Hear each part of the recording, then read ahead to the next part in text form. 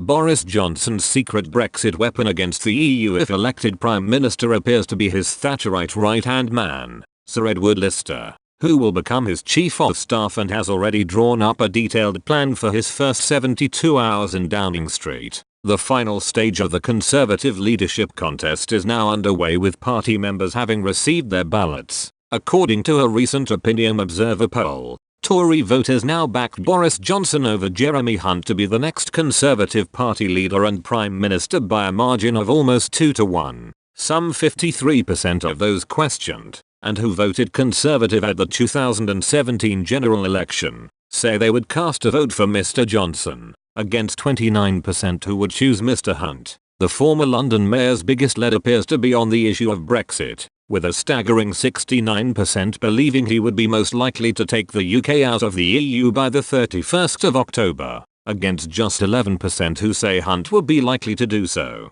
Despite Mr. Johnson being seen as the best choice for Prime Minister, the former Foreign Secretary has attracted fierce criticism from political opponents past and present. The former London mayor has claimed many times he has what it takes to renegotiate a deal with the EU, despite the bloc firmly stating it will not reopen negotiations. Many of his opponents believe personality is just not enough to get Britain through the crisis. However, it appears Mr. Johnson might have an ace up his sleeve as soon as he gets to number 10. According to a recent report by The Spectator, Mr. Johnson has now learned that unlike in the aftermath of the 2016 referendum, he must be prepared. He has reportedly appointed Sir Edward Lister as his Chief of Staff, and a former Tory councillor is said to have already drawn up a plan for his first 72 hours in Downing Street. Sir Edward could be Mr. Johnson's secret Brexit weapon, given his extensive and successful experience in negotiating. He served as leader of Wandsworth Council from 1992 to 2011, successfully appeasing citizens, unions,